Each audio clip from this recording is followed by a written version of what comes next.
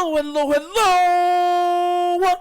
You are tuning into another episode of The Wunderkind Show. Today's second topic, bro. They're saying the Ravens are going to start off 1-5. Yes! Let's God. How do you know shape? Oh! 1-5? 1-4? Oh! What I'm going to do is, yo, listen, man. Yo! Bro, listen, let me tell y'all this right now. The only way something like that would happen is literally injury. Like, everyone would have to be injured. Like, Lamar would have to be injured. Derrick Henry would have to be injured. Zay would have to be injured. Mark would have to be injured. Both our tackles would have to be injured. Like, it would have to be like an injury cataclysm that happened to us.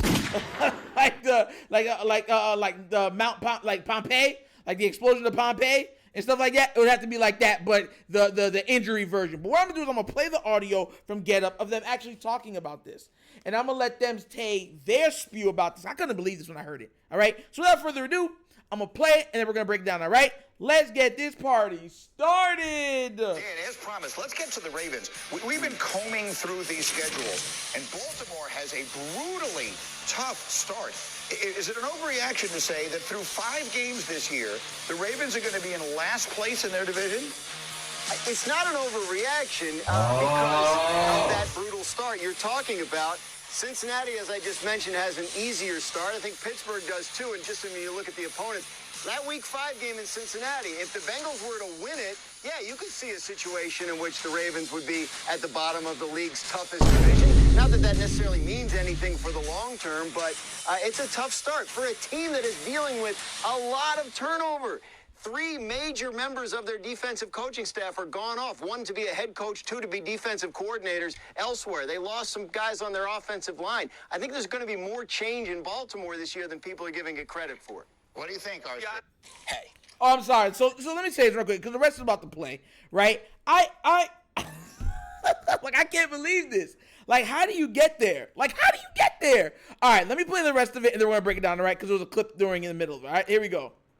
Going to be a lot of change, but when you look at this schedule, what was it about the Baltimore Ravens that showed us they were one of the best teams in all of the league last year? It was that every good team that played the Baltimore Ravens got their doors blown off. Let's think back to when we thought Seattle was going to be a playoff team, the Detroit Lions going into San Francisco on time. Last year when we watched this team during the regular season, that's when we saw Lamar Jackson elevate himself to MVP status. And I think that they'll find ways offensively to be better. Todd Monken in his second year. You've added Derrick Henry. I believe Lamar Jackson getting his feet under him again and kind of having a more control of this offense. And defensively, you have so many movable pieces that are leadership quality outside of the coaches you lose when only elevating a coach that's on the staff. And so I believe the Baltimore Ravens will still be a great team. I believe that they'll start fast, and they can easily go on the road and win against the Chiefs, as we saw the Lions do. And I think we also can't overlook this. Lamar Jackson's been there all offseason. Yeah. He's been dealing with the contract.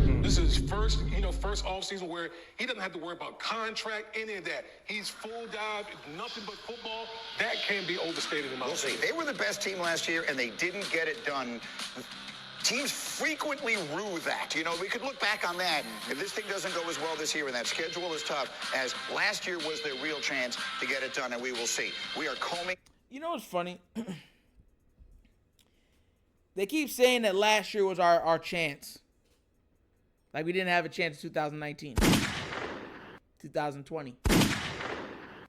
You know where I'm coming from? Like, I love how they just be like, oh, last year was their chance. So now that last year's done, yeah, they're done. They're finished. They'll never have another shot. Oh. But, bro, Graziano and them, it's hilarious to me. I love what RC said in this, right? He said, like, bro, they blew the doors off of the best teams last season. Blew the doors off of them. Detroit, Seattle, 49ers, Miami, blew the doors off of them. I mean, it was a straight Drake battle. Wow, wow, wow, wow, wow. Yeah, I did them up. Wow, wow, wow, wow, wow. And we did our stuff. Yo, for everyone that was on here talking about some, nah, Drake still has a chance, bro. Drake's gonna come back, Nitro. Didn't I tell y'all? I told you, I'm an 80s baby. I grew up with lyrics. I grew up with substance. I told y'all there's certain people you just don't mess with. If they got that old school 80s, 90s mindset, just kiss it goodbye, bro. I keep trying to tell people that. And now, you know what I'm saying? Drake's in Canada talking about some, I don't want no problems. I don't want no drama. I just want to make songs about all my commas. So yeah, he lost. That's done. So all y'all in the comments, I was like, no, Nitro, he's coming back, bro. He's coming back. Oh! You put your money on the wrong horse, bro. Oh gosh. But no, I want to break this down, right? Because the Ravens, as hard as their schedule is, they're overlooking that they have a 2-time MVP leading the team. You have a 2-time rushing champion in the backfield. Yes, make no mistake about it. The offensive line, yes, I'm worried about that. But everything else is looking pretty darn good. Outside of not having a true X, they have pretty much everything else. You got a dynamic running back. You got dynamic tight ends.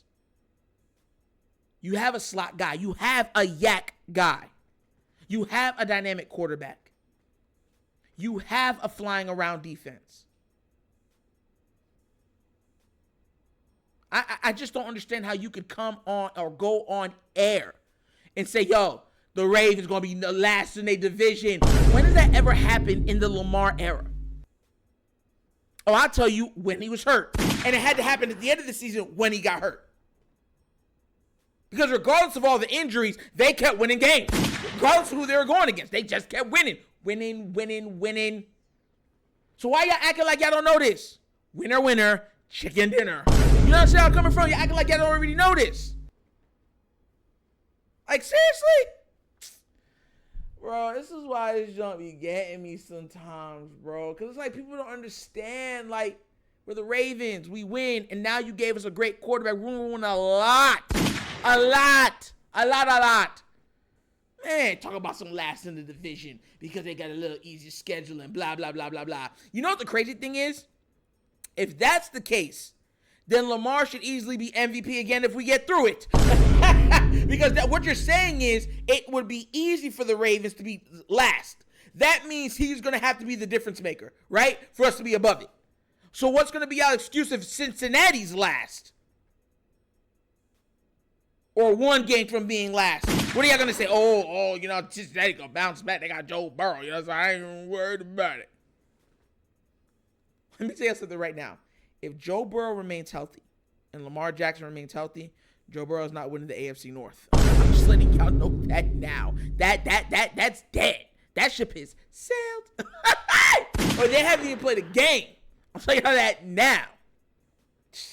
The Baltimore Ravens be last in the AFC North. What? Double slap! Blackhand side double slap! Yes, let's go! Sure, you know your cut the slap! Like, bro, you know shit. Oh, but what do you guys think? Do you think the Ravens can actually be last in the AFC North? Last!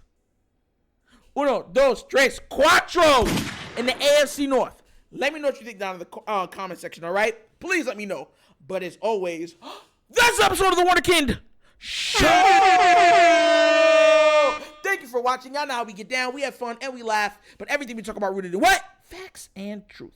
Please do remember, like, subscribe, hit that notification bell, leave a comment. You know I love the comments. If you have not done so already, check out The Wunderkind Show's Patreon. Yes, 3 tiers of content goodness waiting for your consumption. Give it a look, give it a try. Let me know what you think. And if you would like to donate to this channel, help out with equipment and such stuff like that, right here, bottom of the screen, QR code. QR code's to a Cash App. Cash App located in the description of every video that we do. The name of it is The Wunderkind Show. Super easy. But once again, this is The Wunderkind Show. This is your host, Dr. signing off. And as always, you know my slogan. Peace. And I am out of here. Huh? Yerp. Finish him, Daddy. Oh.